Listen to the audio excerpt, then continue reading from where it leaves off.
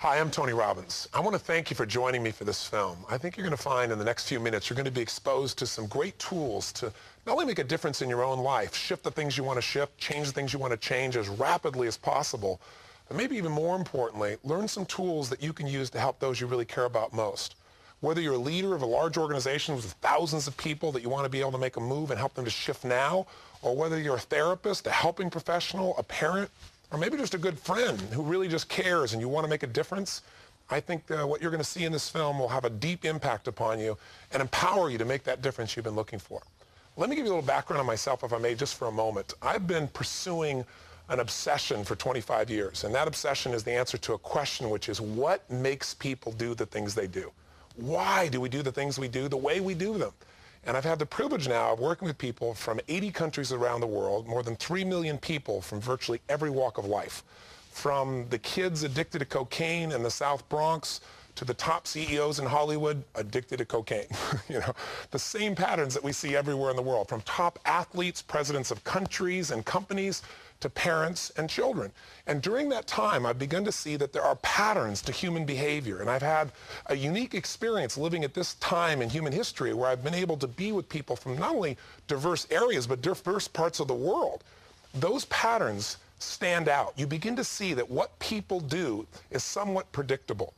In these films, we're going to start to see how we really approach our lives and how we can really change them. Now, one of the biggest challenges we all have as a society is our culture teaches us to believe that we have limitation. It teaches us to believe that we are the product primarily of our environments. And in fact, the solution in most cases is to drug somebody. More and more we see this determinism.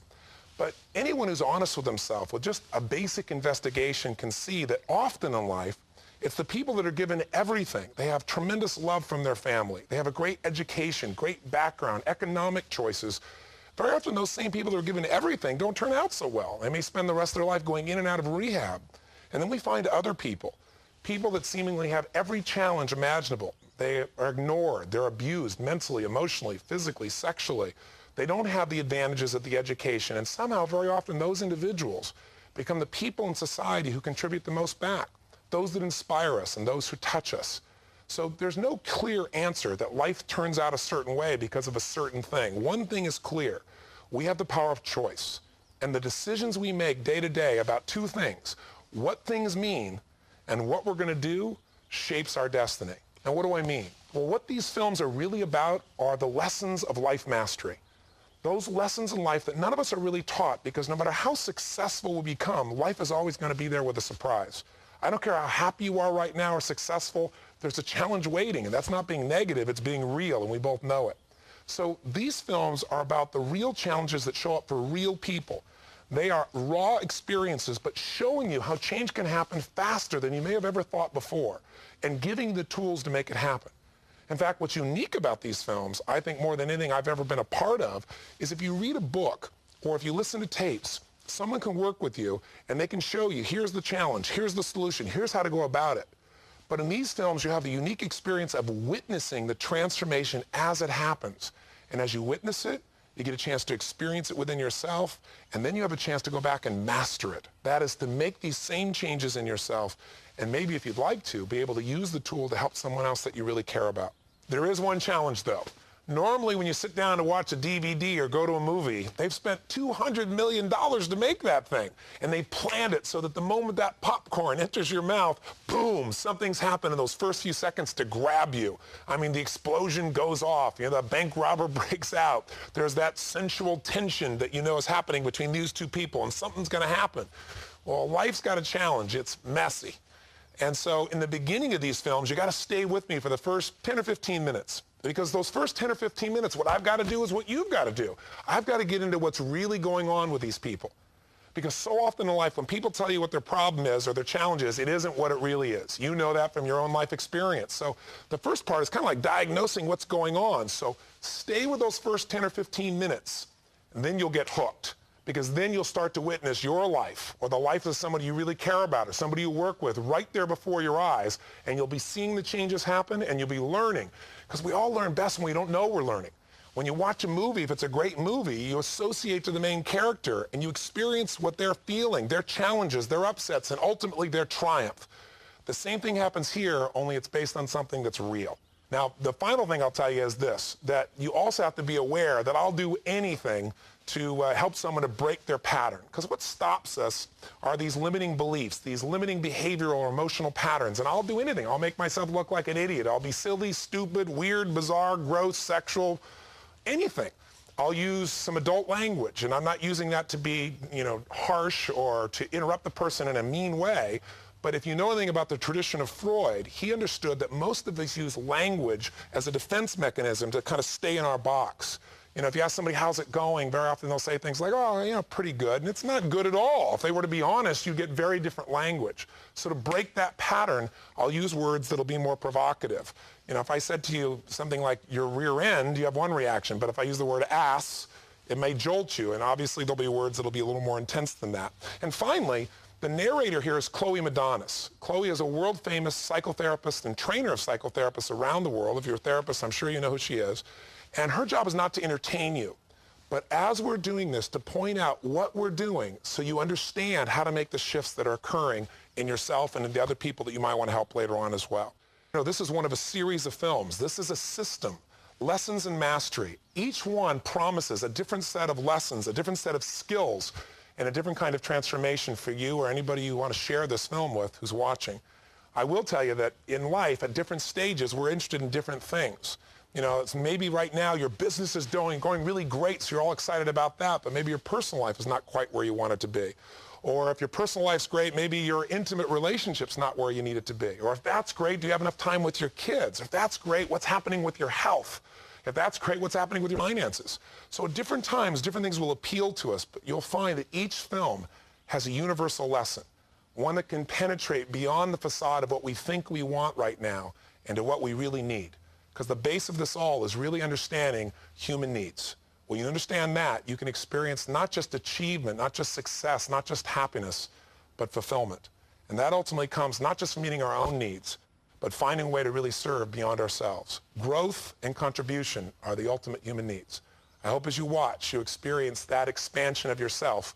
And if you do, I hope I have a chance someday to meet you and hear the story of how I've used this to make a difference.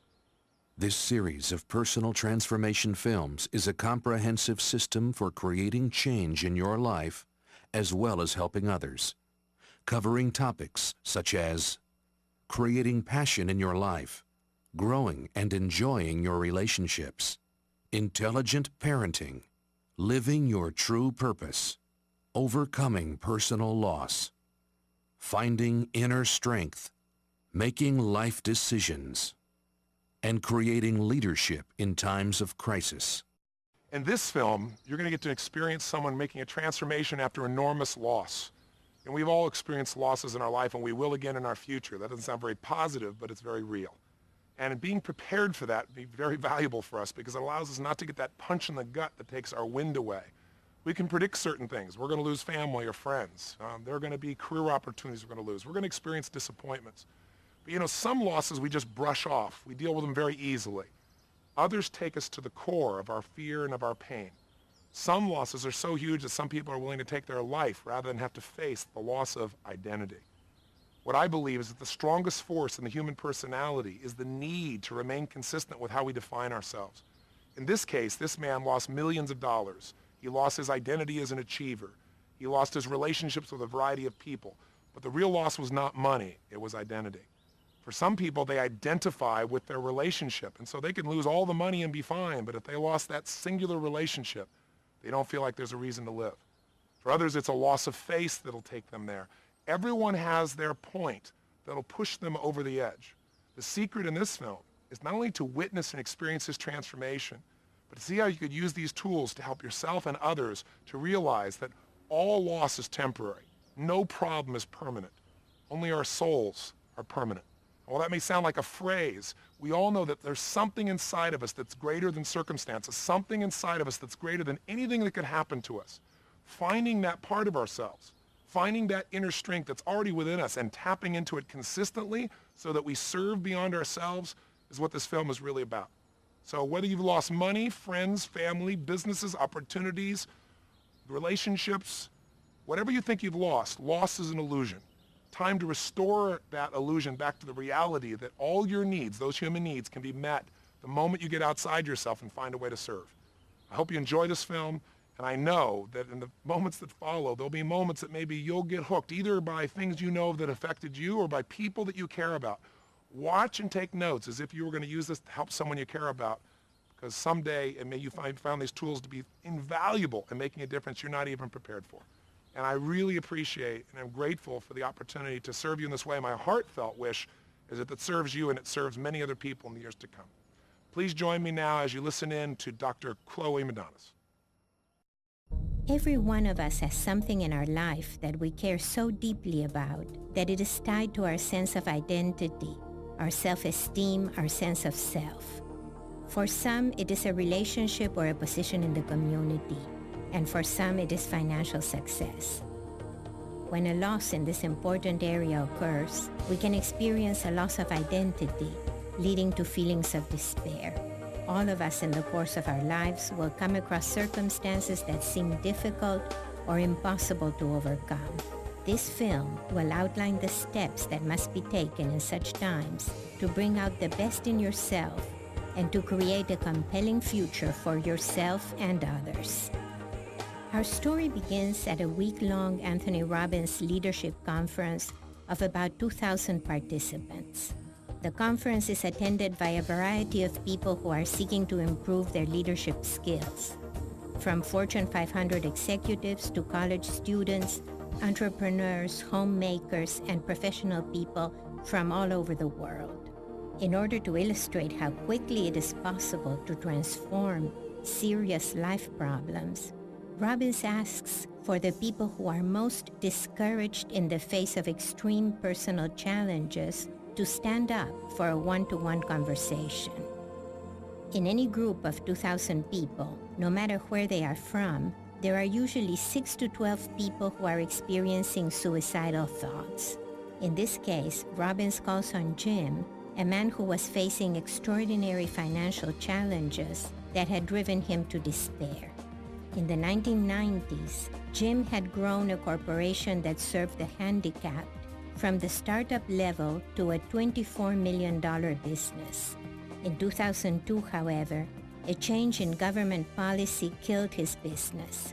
In the same year, he also suffered a disastrous loss in his personal investments, as well as losing the life savings of a close friend.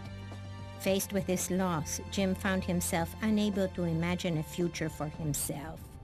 This film will show you how Jim was able to turn his life around in one day from suicidal despair and financial shame to a greater understanding of himself and the satisfaction of living his life's true purpose. 1 year later, Jim is happy and enthusiastic about his life and his work. This is the story of one man's journey from pain to freedom. So let's begin when Jim first stood up in the midst of despair to speak with Anthony Robbins. I'm Jim. Okay. And you're suicidal? I have been focused on it for the last month, and suicide is, I've not been in the state where, I actually love life, and what has occurred is I've gotten myself in a situation where suicide was not so much a thought, it was a solution. It is a solution to an economic dilemma. This last year has been disastrous financially, and where about a year ago I was almost at a peak, the best it ever been. Yes. It's been a very difficult ride to have it be so negative. Yes. Financially, and probably more than financial is the who you are. A 13-year career went away. It's a loss of your identity. Yeah, very much so. And in fact, the identity is what has had me so ideation with the concept of suicide because in order, even though I may cease to be, I actually can preserve the identity that I believe that I am. And these things I'm saying to you, I've learned in the last few days and how to language it to you. Yeah, I understand. Robbins and Jim have just agreed on Jim's problem. Jim has suffered a financial disaster, but the real problem is that his life conditions have changed and he feels that he has lost his identity. Robin's game plan will be to help Jim conquer his sense of pain and loss so he can resolve his financial situation and be happy again. What's been going on is just the sense of my soul being competed for and torn apart. And so hour to hour this morning was horrendous. I considered leaving the seminar. I just didn't think maybe it was appropriate for me to be in here. And yet I've waited 5 years since I discovered you had it and to come to the Mastery Series, and this is I've been waiting for this. What the dilemma is just simply I'm sorry? You said a couple things. Before you go further, I want to note two things. Number one, ladies, if you really want to understand a man and have compassion instead of hate or frustration for them, hear what this man just told you. He would die to maintain his sense of significance. Robbins makes Jim's issue the property of the whole room in the sense that men will identify with his problem and women are being asked to understand it. Robbins attends to the needs of the whole group while speaking with an individual, so that as the individual changes for the better, so does the entire audience. Significance and love. I know that's what you really want. But I want to preserve it with those that love me. How will you preserve your love if you die? You only preserve the identity. You won't preserve your love. That's a fucking lie. Well, I don't see it that way. I mean, I haven't up to now. I'll certainly be open to what you're saying. I don't see it that way. I know you'll be open to it. Okay. Just as Jim is explaining the justification for suicide, Robbins interrupts him using intense language. The purpose is to jolt Jim out of those dangerous thoughts so that he has to find another solution. How many heard that when he said it, by the way, that he would preserve the identity? At least by dying, he preserves the identity. Men will die to preserve their identity. Right? The second thing, as you said this morning, was horrendous. Which part of the morning was horrendous? Showing up, being, not the processes that were being done, just the state, the thoughts, the state, and as much as possible being here present in what we're doing, and in the background this constant filtering of, okay, this is the step you need to take. No, that's not a solution. Yes, it is. I mean, just the constant background noise that filters through while participating. So not feeling like you can be clear. Yeah. And feeling turmoil. I'm sorry? And feeling turmoil? Tremendous conflict, yeah.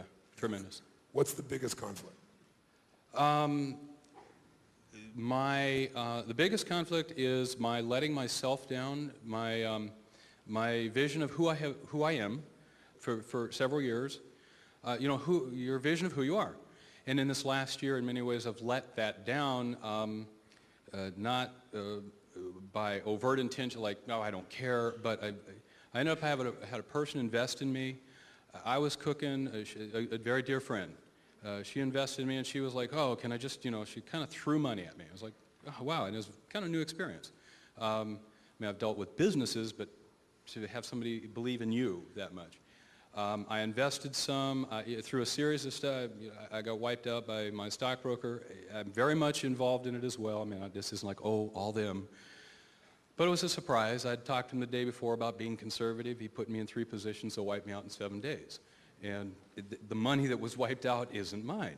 It was mine to steward, and I thought I was stewarding it. I had made other investments even like this. I mean, into the knowledge base and what I would go do in my, in a business, that sort of thing.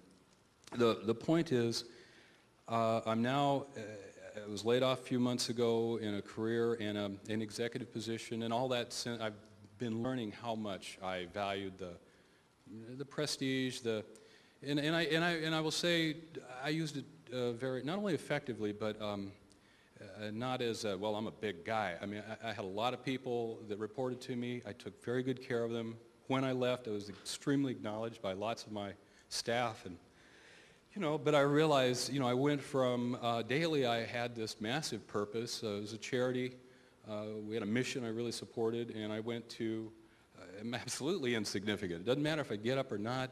Now, there's a ton of feel sorry in here, and I know it, but I'm also sharing with you honestly. It's been there. It's driven me. I've allowed it to run me.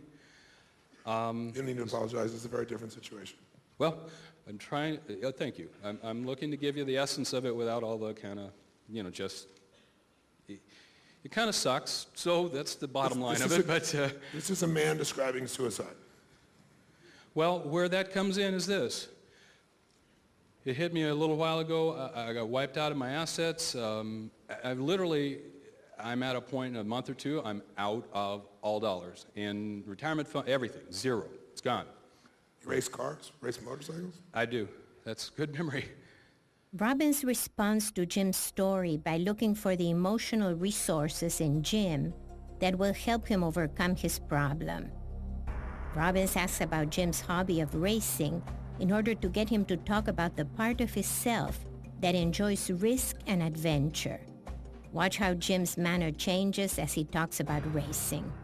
Yeah, I do. I'm, in all likelihood, unless, change things, I'm not going to be able to pursue that continuous. It's fairly expensive. But how fast they go? Over 100 miles an hour, right? We have one car that'll do it 200. I've done 150. Yeah, I've done 150 on mine. Was that how you plan to do it? No, not at all. No, it's not like that. It's not this big drama thing. It's just that what I can do is I can pay Laura back. The asset I do have is a life policy. Well, you can't pay her back if you're gone. No, yes, I can. The proceeds are named to her. But it won't be you paying it back. It'll be insurance company. So you'll basically given the responsibility to somebody else. I don't know that, I love this woman. She is a sister-in-law, former sister-in-law, my ex-wife and her, and I've still been very close with her, my ex-wife, the family, etc. I don't know that you said it won't matter to her. I think it's a huge difference. Money is the underpinning of our society. And I won't get real philosophical, and I just think it'll mean, I know it would pain her tremendously that she got this money by my not being here, but I know what it'll pain her a hell of a lot more if she doesn't have her money. Jim, can I just tell you something? I am going to send her this videotape. I'm what? I said I am going to send her this videotape. You're going to send her this videotape? Yes. Well, I don't give you permission to do that. Well, I don't really think you have any authority over me.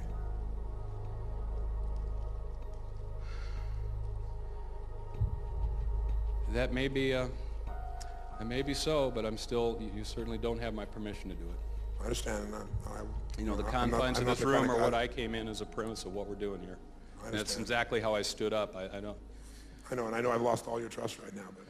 Not all of it, but survival, I just going in panic here. Robbins must do everything in his power to prevent Jim from even considering suicide as an option. Because I've been wrestling with what else can I do. It's not just what else. No, it's because I will not let you be this fucking selfish, because the guilt that she will have when you're gone, that you believe that nothing mattered but money, and that she wasn't able to get across to you that she really loved you, will fucking destroy her life and everyone she cares about. And if you're going to be that fucking selfish, I got to protect her from you. This isn't about taking care of you. Okay. Well, then, fine. That's you asked. That's how the much dilemma guilt? I've been How much guilt would she have if you killed yourself and she knew you did this as a calculated task to just give her money back? I don't know, Tony. I suspect that it'll be a hell of a lot less than not having her money. Well, yeah. Well, that's easy to say. Hang on a second. Then why don't we just resolve this by the truth? Yeah. And I tell you what else is the truth. Before you go on, the one other truth is, I don't know. Part of it is I can't live with, and I'm not. I've been back and forth with this. I just have to tell you the second piece. I'm sorry? It's no longer an option because I also have a copy for the insurance company and they won't pay now. Okay. I didn't know that. Fine. You didn't know that they don't pay when people commit suicide? Actually, I've heard of it being different. After 2 years, it doesn't matter how you go. No. That's if you jump out of a plane, skydiving, something like that. Okay. Not if you calculate your death. They will not pay. Okay. Anybody in the insurance business here so they can clarify the facts? Okay. Okay, fine. Part of the point of standing up when you asked, because this has been, look, this hasn't been all so much about I'm going to die. It's more that there's the presence of that thought that has so ran me for the last while, and I'm so anxious in coming here to... So the question is, do you want to resolve this now since that's not an option, or because I'm happy to help you resolve it? Robbins has taken the strong position with Jim that he would not be a passive witness to Jim's suicidal plans, and that he would eliminate the financial benefits Jim sought in suicide. He destroys Jim's justifications for killing himself. Now Jim has to face his loss and find a future. When suffering a loss or a drastic change in life conditions, you must take certain steps to overcome the grief, adapt to the new situation, recover your sense of purpose, and create a future. Robbins guides Jim through 7 steps for creating a compelling future. First, evaluate your initial response to the new situation. Second, identify the needs you want to satisfy. Third, understand the side benefits of staying in despair. 4, define your true purpose. 5, find multiple ways of achieving your purpose. 6, shift your body. 7, create a compelling future. Robbins has just taken Jim through step 1. Evaluate your initial response to the new situation. When faced with a loss, most people have a strong initial reaction. You must look at this initial response and ask yourself, is this good for me and for others, or is it destructive? If it is not good for you and for others, discard it. As soon as Robbins heard about Jim's suicide plan, he knew he would stop at nothing to prevent Jim from acting upon it. The second step is to identify what needs you want to satisfy. According to Robbins, people are motivated by 6 human needs. The need for certainty, variety, significance, that is feeling worthy, important, connection, love, growth, and contribution. The first 4 are the needs of the personality. Everyone must satisfy them in some form. The last 2 are spiritual needs. When facing a crisis, the best response is to focus on growth and contribution to others. In order to understand the needs you are trying to meet, ask yourself, what needs was I trying to meet initially? What needs matter most to me now? What actions could I take to meet those needs?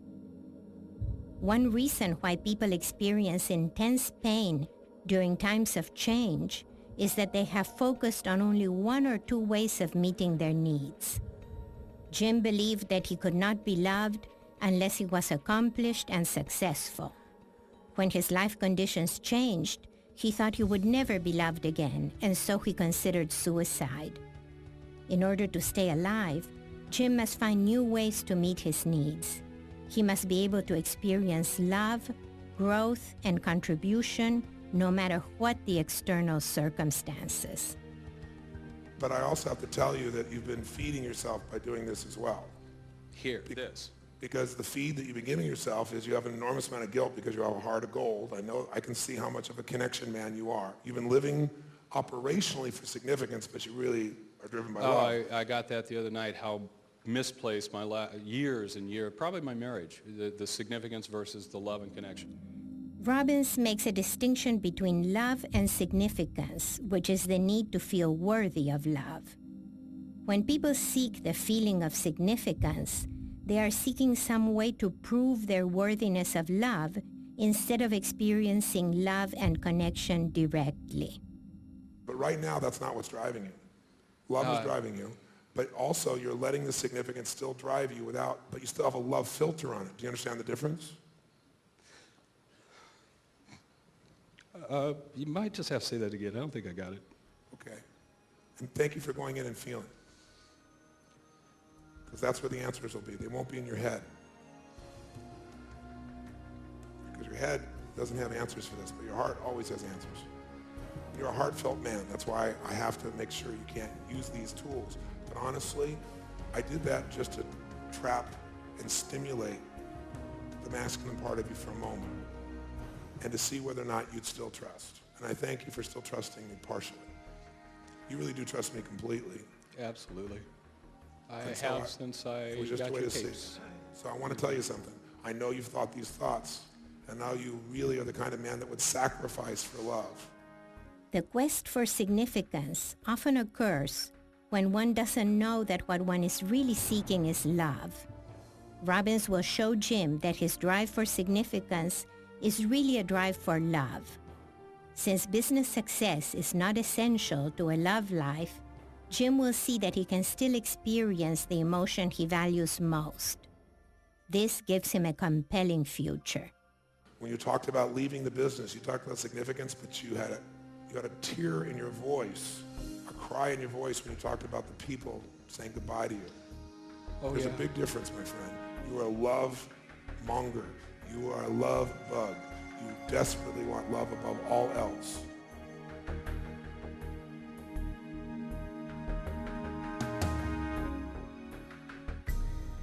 In times of crisis, some people engage in self-destructive thoughts and behaviors because they provide certain side benefits.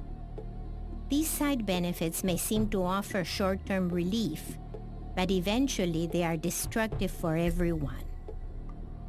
Together with self-destructive thoughts and behaviors comes despair, the feeling of loss of hope. Even though despair is such a painful emotion to experience, it is often sustained because it makes us feel cared for by others and released from our responsibilities. Here are the main side benefits of staying in despair. 1. Despair reduces the sense of guilt because it feels like a form of penance. 2. Despair brings sympathy from others, even love. 3. Despair justifies abandoning relationships with family and friends with the idea that they will be better off without the desperate person. 4. Despair is an excuse for avoiding obligations and responsibilities. 5. Despair is a way of punishing others who feel they must help and yet fail to help. 6. Despair makes it difficult for significant others to leave because it would mean abandoning a desperate person. 7. Despair justifies indulging in addictions and other self-destructive but pleasurable behaviors. 8.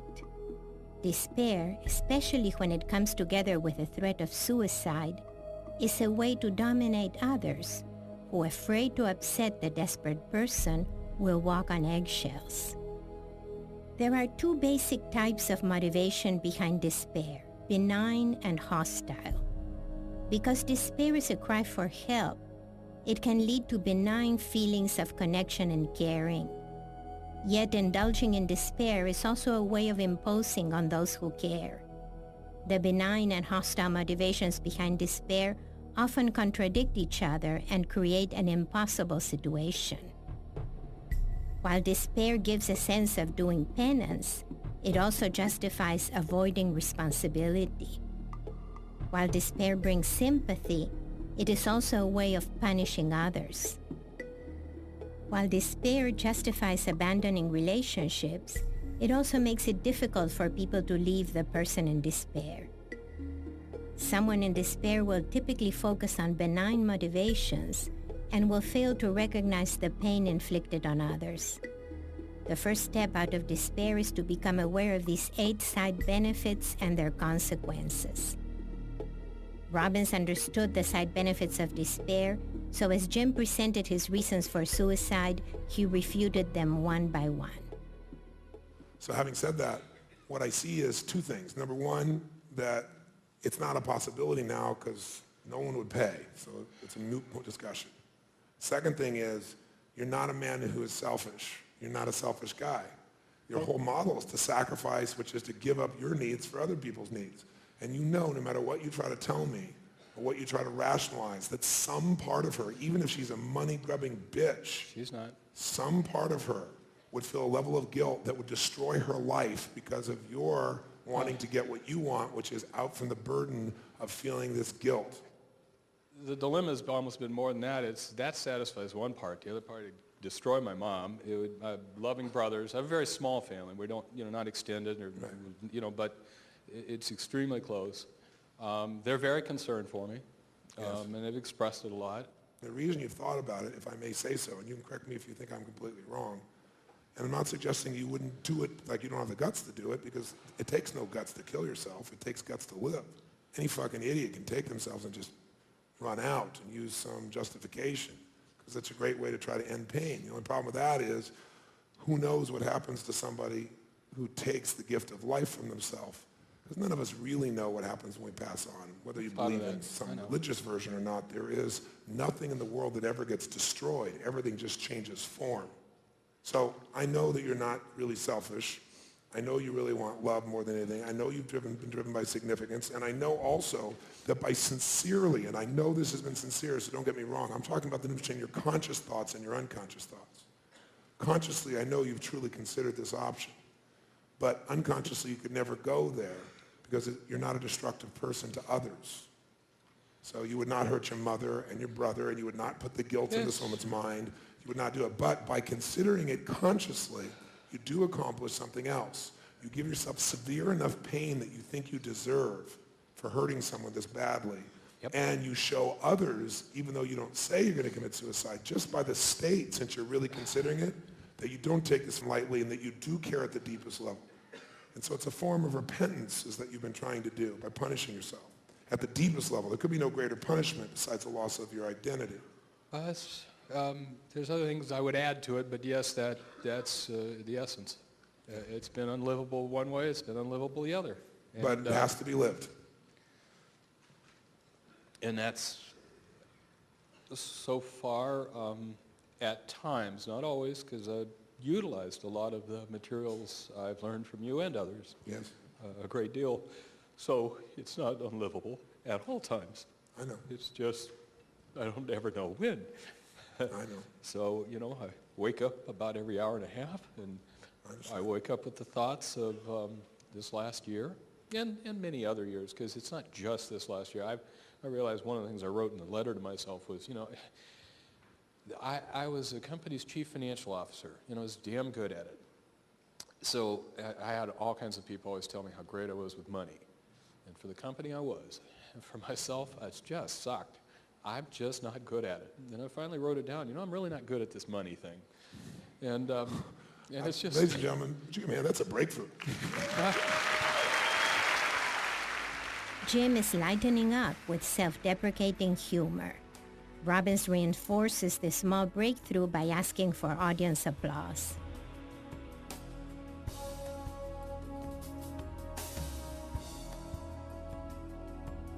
What are you good at, though? You're good at something to have accomplished all that, even though you're CFO and you're not good with money. Now, that is an achievement. I was. Tell me how you accomplished that, because that is amazing, because you're good at something. Actually, I had the privilege over the 13 years with the company. I grew it from 2 million to 24 million. We serve...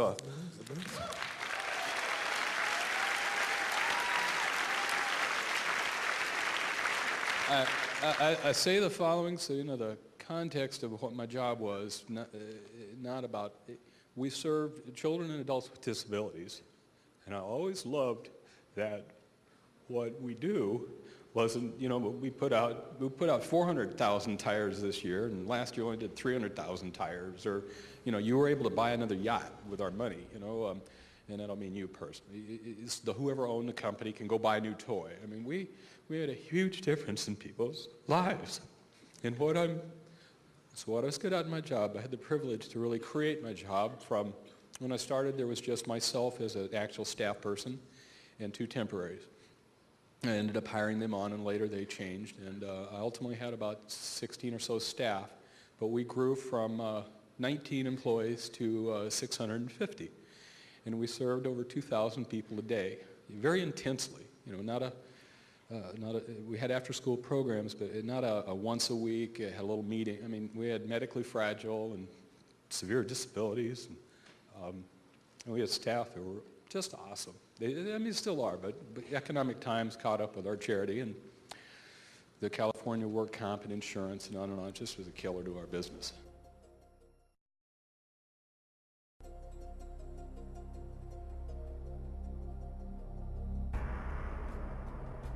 Everybody needs a compelling future, and men must have a clear mission, and in a way that you could be even more significant than you have been in the past.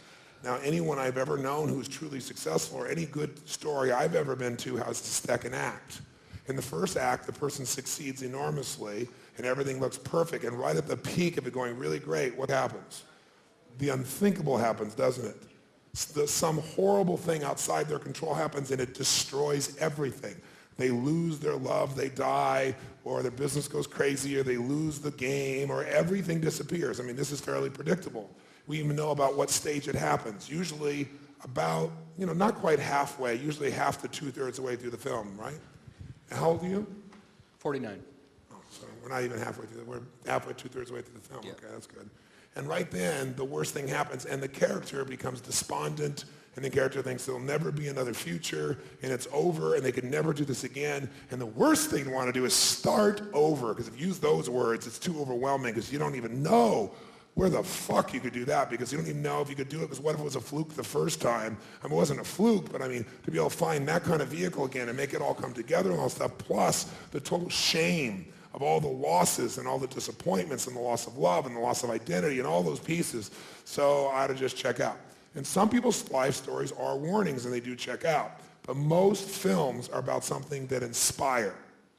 And the only reason they inspire is because the person went through the worst fucking enemy they can imagine. They dealt with the external enemy of the people they felt played a role in that process. They dealt with the intimate enemy, like their sister-in-law. And they dealt with the internal and their mom and everybody else that would be affected.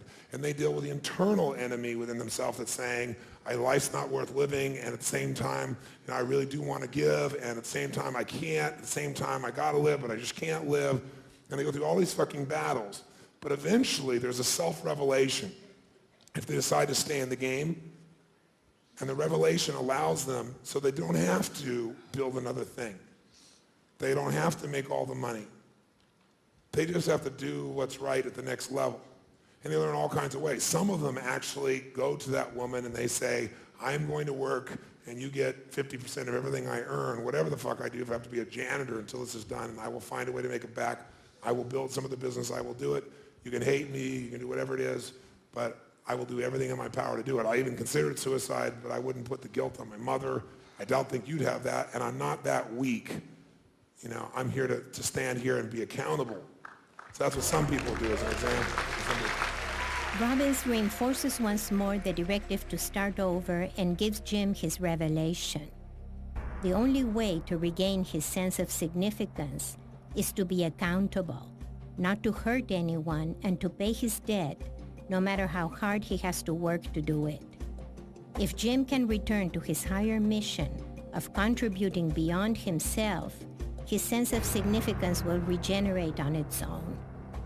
What some people do is they figure out of all those processes that, holy shit, this is a great gift. I've been trying to be something I'm not my whole life, so I can't feel all the love and connection because I got to constantly be positioning for significance. And on top of it, I got to be good at numbers when I'm not. What I'm really good at is creating relationships and empowering people. That's how I actually built this, is I empowered people and I cared so much and we served so many people and I had a higher mission, so power moved to me. So if I got back to a higher mission, not just about myself anymore, then power would move to me. But power can't move to me as long as I'm focused on myself. Now I have a right to have felt this way. In fact, not only do I have a right, but more importantly, I need to prove to myself that I am not some person who doesn't give a shit, that I take these things seriously. So I've taken myself to the edge of being suicidal, but it's time to get back in the game so that I can give back. Because I don't want to cheat all those people that used to be helped by me in the company that I was involved with when I can still bring it. And I don't have to actually fund it to make a difference. I could just volunteer once a week.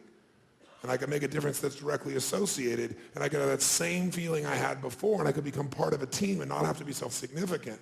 And I could also gradually build something significant that I'm proud of in that area. Or maybe the significance is just one person I'm here for, like my mother, caring for her and loving her instead of being inside myself about how to run away. By speaking in the first person, Robbins introduces new options, showing Jim what he would do in the same circumstances and allowing Jim to identify with him as a successful businessman.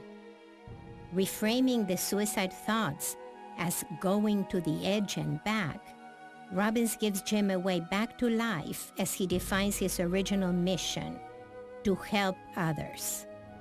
So some people do that. And what some people do is they do all that while they plot and plan, and they try something and it doesn't work because your plan usually doesn't work, and they do something else, doesn't work, and finally they do something new.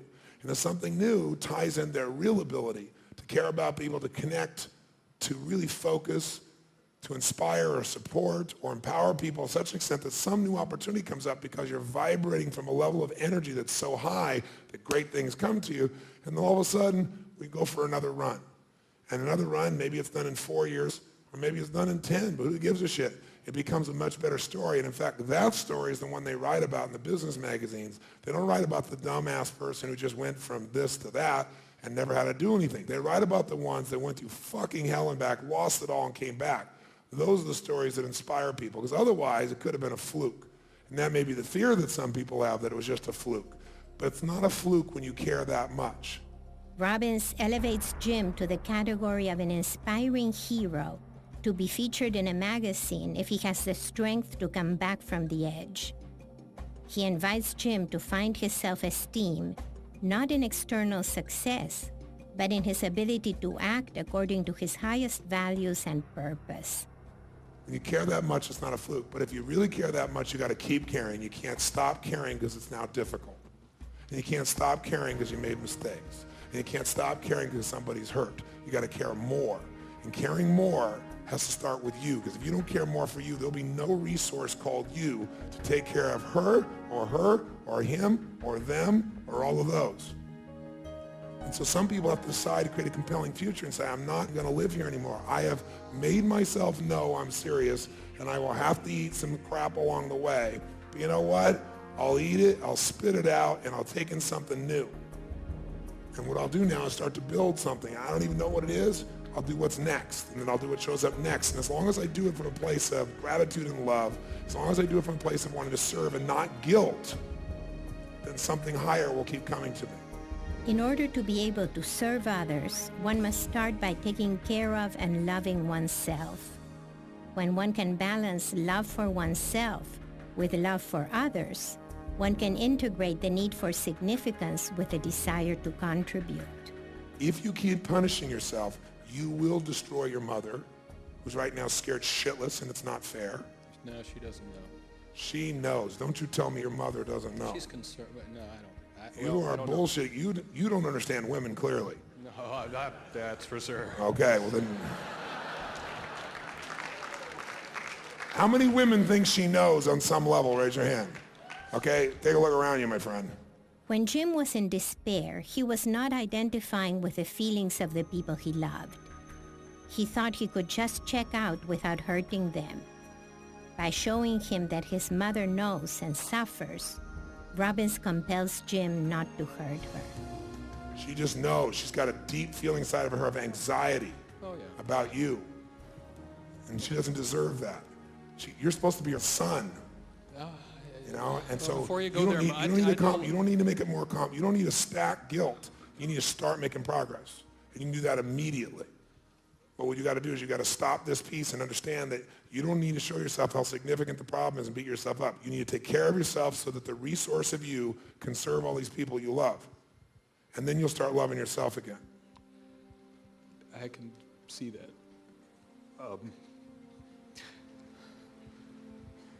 I have shown up as much as I could. Shown your mother as much as you could? No, I said I've shown up as much as I could daily, and also recognize it's been way short of what would... No, it's not. It's been short in a couple areas financially, and the consequences are huge. It has not been way short, or all the people wouldn't have been saying goodbye to you with all that love in their hearts. No. That's bullshit. I'm not talking about that. What are you talking about? I'm in a different era. What are you sure you're talking about? Like, for instance, for so many people just said, oh, the concept, just get over it. just get another job. I've had a few interviews, but the whole process, I'd lost so much. I felt I'd lost so much of who I was and what I... No. Here's what you lost. You lost the title. Yeah. You lost people respecting you for something. You lost the title. You lost people respecting you for something you're not. Respecting you for something, what do you mean? Yeah, for being so significant as a financial master. No, actually, they didn't sit around and, say, they respected me as a person.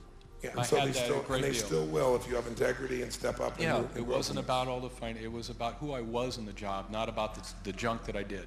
When someone is overwhelmed by feelings of loss, it is important to be very specific about exactly what has been lost. As Jim started lamenting his lost identity, Robbins quickly disagreed. Jim had only lost some external circumstances, his title and the admiration that came with it. As soon as Robbins itemized these circumstances, Jim recovered emotionally and responded that he had not even lost the admiration. And that was what was so incredible in leaving these folks. So it's time for a new purpose, isn't it? Yeah, it is. If you already had that new purpose, how would you feel? Just like so euphoric, and not just this kind of environment. I always come out. I mean, I love bringing out the being human part of being of a human being, and it's such a turn on. I love life. I love people, and I've been really interested in figuring out how to let them love me, where I take it in and I get it. But You're really interested in that part. Oh yeah. A good question to ask yourself in key moments when things are difficult is the question Robbins just asked Jim. If you already had a new purpose, how would you feel? The mere fact of asking the question brings you closer to the possibility of having a new purpose. In answer to Robbins' question, Jim responds with great feeling as he expresses the emotions that give his life its purpose. It's So you know what? held me back a lot in my life. So the reason you're still in pain? I'm is you're sorry? The reason you're still in pain is you're still operating from the same model of the world, where you do something significant so that you're worthy of love, and then you can eventually have it. And God's beating you on the head saying, dickhead, dickhead. A crisis is always a sign that there is potential for growth. The life solutions that have served Jim in the past are not working for him now. Robbins is asking Jim to wake up and learn new ways to accomplish what he needs. Are you going to live in the past? Because if you do, there's no future. I mean, that's what it comes down to. If you're going to live in the past, there's no future. And there's no future, then everyone in your present is going to be punished. I'm committed to being here and taking what I get. No, that's not it. Well, I don't know that that's not the best I can offer you unless we No, talk the about best it you can offer some me other is way. the best you can offer me is your real best. Your real best can resolve this. Well, Your real best, not the artificial best. Because you've gotten trapped now in going into those unresourceful emotions that have allowed you to feel a lot of things you've not felt. You've just stacked yourself into a place that's just insane. So close your eyes.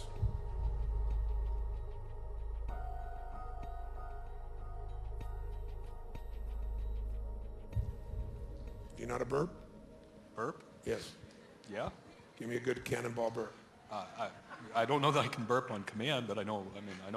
I guess I was answering. I know what a burp is.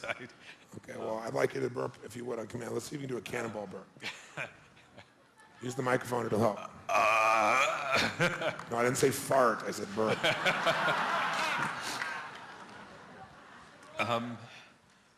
Is there someone here who can show him how to burp very quickly? I need someone who don't raise your hand unless you can do a cannonball burp, an explosive burp that there's just no question. Do we have a volunteer back there? Yes. It seems bizarre to focus at this point on the act of burping, but Robbins realizes that Jim is so tied to his story of pain that mere discussion is not enough. He has to radically change Jim's physiological state, and he will use the burp as a tool. Watch how effective this is in changing Jim from defeated to victorious. Throughout the conversation, every time Jim became emotional, he suppressed the emotion in his throat. By asking him to burp and later on even giving him lessons in burping, Robbins shows him how he can release his emotions and also lighten up. In this way, Robbins challenges Jim's physiological state of suffering and repression into release and humor. The audience applause and laughter reinforces the process. Jim, how did that feel? Well, the burp, Yeah. the burp felt insignificant. Actually, it was very tiny, but I got one out. Yes. That's good. Well, it's the first step. Things usually start small. Yeah. Isn't that how you started your business? Isn't that how that business started? Small? Yeah. Grew to something big? Yeah. There's a future for you here. Now, you thought you had to make a lot of money and be very important to get people to love you, and you just had 1,500 people from 51 countries love you for burping.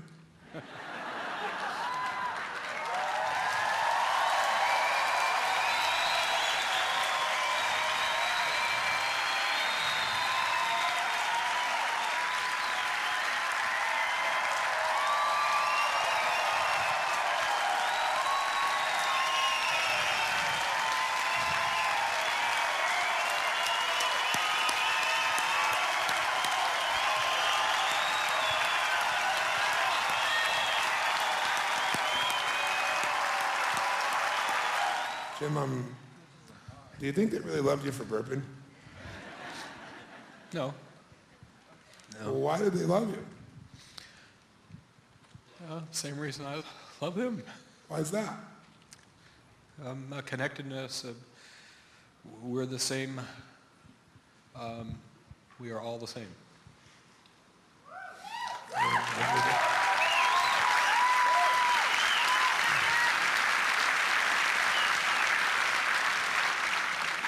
So when the people came over and they were clapping and hugging for you, some part of you knew that it wasn't really for burping. Oh yeah. Well, I asked you the question. You're talking about the burping or the other. You said the burping, so I responded to that. Yeah, no, I know. But that's kind of the same thing as like what your whole business career was like, only you forgot.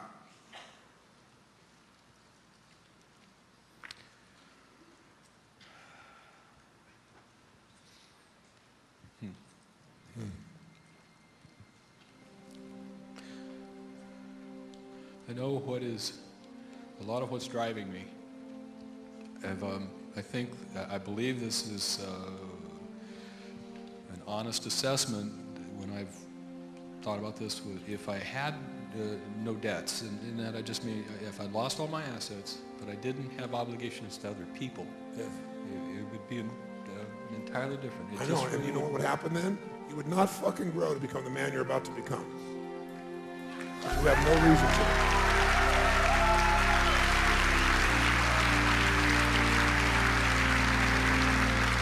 That's like saying, the ocean would be fine without any fucking waves.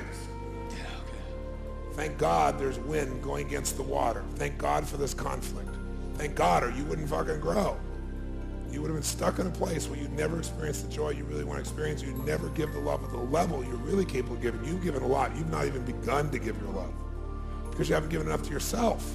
So the love you've given has had a shallow depth. It's there, but it hasn't had its full depth. And people were impressed by the first 4 or 5 feet. But when you show up as the person you really are, which will only happen because it has to happen, because you don't have a choice. Because if you could just sit back and be comfortable, frankly, you would. But you don't have that choice. You have to show up as who you really are. You have to find that depth inside. You have to go until you have to find that stuff. You can't just say, okay, well, I could just have my love and I don't have to do anything because I don't need money, so I can just do little things I like to do. You have to do shit you don't like to do. That's part of the masculine energy. And that's who you are. So thank God you owe all this money. Thank God you're in this fucking hard-ass place. It takes this much that you need a big baseball bat on the side of the head to fucking get this lesson. And you've already given some because you think I'm only talking to you right now. Because you're the only man in this room who needs this lesson. And you're not going to get better crying about what was. And you're not going to get better being guilty about what it was.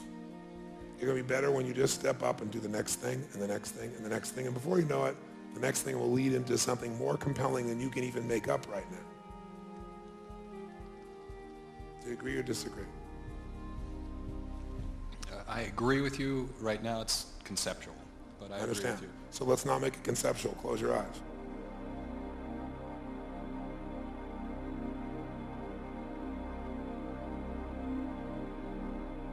Intellectually, Jim has agreed that he must get out of despair and face the future. However, experiencing the emotions that will drive him forward is more difficult. He has blocked positive emotions for so long that it is now difficult for him to access them on his own. Robbins will guide him through a visualization during which he will experience the positive emotions that are necessary to create a compelling future. It will be the repeated stacking of joyous memories that will give Jim the power he needs. This exercise is universally valuable for all kinds of people and all kinds of circumstances. You may want to stand up and go through the experience yourself as you listen. I want to think of any moment in your life in which you really felt happy, really happy in your core. Any moment. I don't care about the details. Just reach out and pull it and bring it in. No one else in the room should be doing this, only you. Think of any great happy memory in your life at any time and just reach out and grab it and bring it into your body. Physically reach out and bring it in where it actually touches your chest and you feel it come into your body now. Feel it. Nod when it's there. Make a little sound of any sort. It's there. Okay, good. And then reach out and grab another really happy memory and bring it in right now. That's it. And bring in another happy memory of any time in your life. It could be a stupid memory, a silly memory. Any memory, any time in your life. It can be the littlest thing. It doesn't need to be big. Reach out and bring it in. And this time feel all three of them inside you simultaneously. That's it. Breathe it and feel all three simultaneously. Now I want you to think of a time in your life, a very, very, very crazy time in your life, but it was crazy fun. Reach out and think of a crazy fun moment, just a moment. Could have been a kid, adult, doesn't matter, bring it in. Crazy fun. And I want you to reach out and grab another crazy fun moment. It's crazy. It's absolutely crazy. It was so fun. And then you pull it in. It's just something you didn't expect. You pull it in and feel it. And feel those combining together. And feel the first three and feel them all starting to vibrate in your body simultaneously. That's it. In your heart, in your head, your shoulders, in your neck. Feel them vibrating, moving around in there. Moving all the way down your legs, lower back, the stomach, chest especially, shoulders, neck, front of you, the forehead, the eyes, the nose. Now I want you to think of a time with friends or family that you really enjoyed. Anytime, friends and family, bring it in. Feel it. Think of another great time with friends and family at any area of your life and actually feel it come into you. Feel it. And feel the feelings of that time. And think of another great time. This time I want you to do a time that you spent as a kid that was really, you were getting away with something and you were having fun. You're doing something, you kind of got away with it. Or maybe you didn't get away with it long term, but right then you thought you were and it felt good. Reach out and grab that thing, you were getting away with it and you did it. Bring that in. The playfulness of that. And then I want you to think of a very sexy moment from your life. Any moment. Just that moment only, nothing else, and just bring that sexy moment in and feel it. That's it. And bring in another really sexy moment from your life, really sensual, sexy moment, any moment. Could have been just something real simple, but in that moment, it felt incredible. Bring it in. I want you to think of a moment of desire where you really desired something. You really, really desired something, wanted it. Oh, you really wanted it, and you were excited about it. Reach out and grab one of those moments and bring it in. That's it. I want you to think of a sacred moment, like a moment where you felt connected to God. Where you felt like, in that moment, God had come through you and it guided you during a time when it seemed so difficult. Reach out and grab that moment, that sacred moment, and bring it in. And feel all of them now vibrating. The sexuality, the spirituality, the happiness, the family, the love.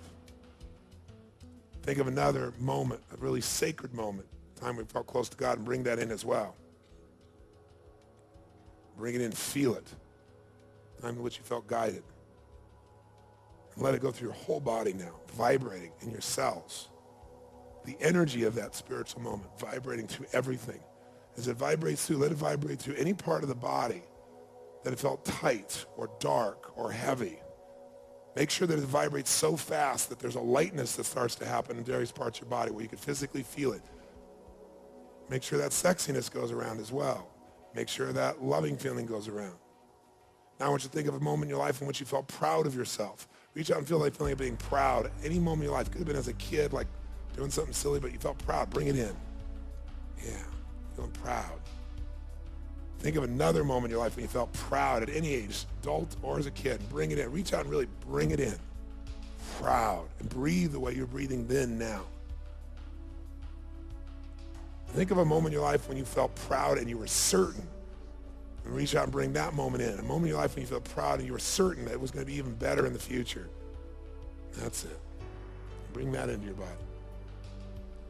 Think of another moment where you were certain that you were going to make it happen, that even though everything was against you, you'd find the way. There have been moments in life like that, haven't there? Where you felt like there was no way, but somehow you found the way. Reach out and take that feeling of finding the way and bringing it in.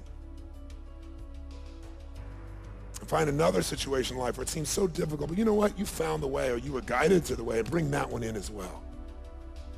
Reach out and grab it and bring it in. You found the way, or you were guided to the way, and it seemed impossible. That's right. Think of another time. This time I want you to think of a time when you're filled with laughter. Something happened that just made you laugh, and just where you couldn't stop laughing. That's it. Bring that in. Think of another time when you felt like you just couldn't stop laughing, and bring that one in as well. Maybe one where you laughed so hard you coughed, or you spit up something, or something came in, and bring that one in as well. Feel that and let that laughter now vibrate. Let it vibrate through any part that was heavy and make it light and free. Now, I want you to step in the future as if God was guiding you, and I want you to bring some memories from the future right now. Feel that energy in your body. Reach out, and I want you to bring a memory from the future, a memory of what's coming, something that's going to make you feel so happy. Reach out and grab it. A moment you'll feel proud again. Feel it and bring it in right now. And say yes when it's in. Yes. Feel it. Feel that memory as if it's happening right now. Reach out and find another moment from your future in which you will feel proud of yourself, proud of your life, proud of what's happened. Reach out and grab it and bring it in. Feel it. What's there, say yes. Yes. That's it. Enjoy it. Feel it. Know it's real. Think of a moment in the future, another moment in which you're going to feel like you've really achieved something you're proud of. One more of those for the future. Anything at all. It could be little or big. Bring it in and feel it. And when it's there, say yes. Yes. Feel the vibration of that in your whole body. Now I want you to reach out and find a loving moment from your future, a moment of love or happiness, and bring it in. Bring it in. Feel it again. One you're looking forward to. I want you to think of another moment in your future. It's going to make you so happy. It's a moment that's going to make you so happy. It's in your future. Bring it into this moment. Reach out and bring a moment that's going to make you so happy, and bring it in right now. A happy moment for your future. Such a happy moment. Feel it. Oh. When it's there, say yes. Yes. That's it. Now bring in a moment in the future where there's more gratitude in you than you've ever had in your life. A moment for the future where you're so grateful. A moment of celebration and gratefulness. Feel what that event will be and bring it inside right now to that moment of such gratitude, such gratefulness, such thankfulness. Bring it in and feel it. And when it's there, say yes. Yes. Feel it. So grateful. Reach out and grab another moment. You're going to be so grateful. So a moment, there will be a moment of celebration, but a moment in which you'll be so thankful. Reach out and grab it and bring it in. Feel it vibrate through your whole body, your eyes, your face, your nose, your back, your spine, your arms, your fingers. your stomach, your lower back, your legs, feet, everything, all the way to your toes. And when you can feel that gratefulness moment is in your body, say yes. Yes. That's it, feel it. I want you to now think of a very romantic moment from your future, a romantic moment that's coming in your future. Yes, a romantic one. Reach in the future and pull it inside right now. Romantic moment that you created in the future. Feel it right now. And when it's there, say, oh yes. Oh, yeah. Think of a sexy moment from your future, a sensual moment from your future. Reach out and make it really sexy, something to look forward to, sensual. Bring that one in and feel it. Feel it in every location. And say, oh yes. Oh, yeah. That's it. Feel it. And now think of a fun time that's coming in your future, a fun time with family or friends, time that'll be fun in the future. Reach out, grab that fun time and bring it inside. When it's there, say, of course. Of course. Think of another fun time with family or friends in the future. Reach out and physically feel it, bring it in. When it's there inside of you and you can feel that fun time with your family or friends, it feels so wonderful. Just say, of course. Of course. That's right.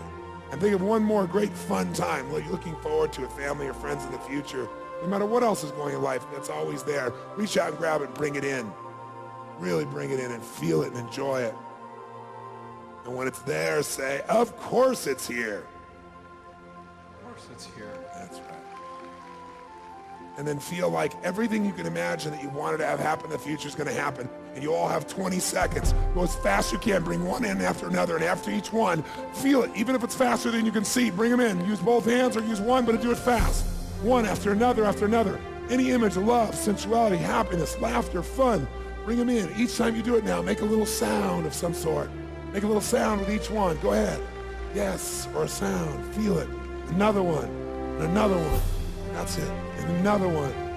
And another one from your future now. And another one.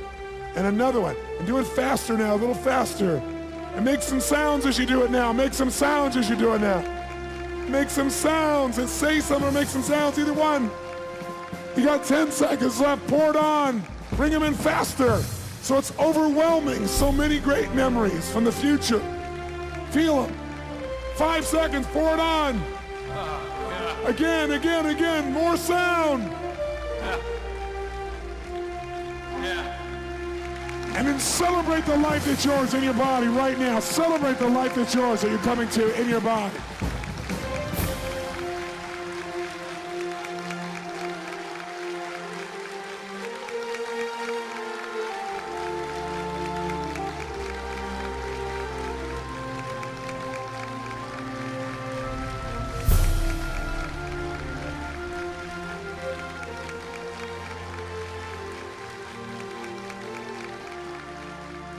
As Robbins guides Jim from his moments of joy in the past to his moments of joy in the future, Jim is able to experience the joy of the present moment.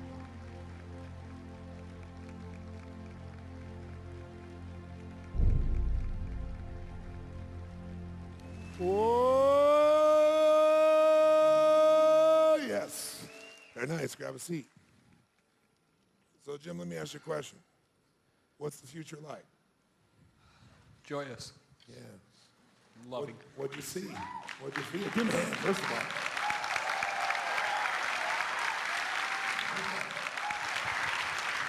What'd you see? What'd you feel? Love and connection with a lot of people, family, friends, and people I've never met yet. You know? Yeah.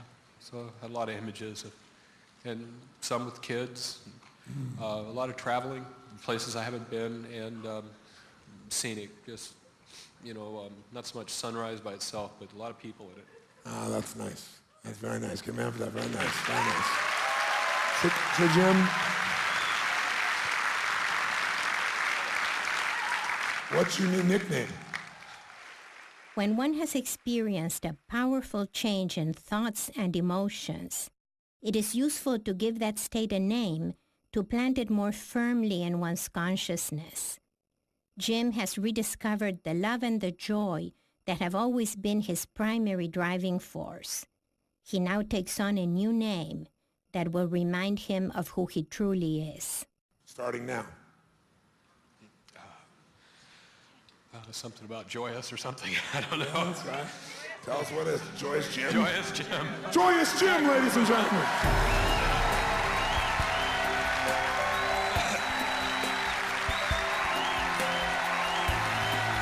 Is that because you don't take anything lightly?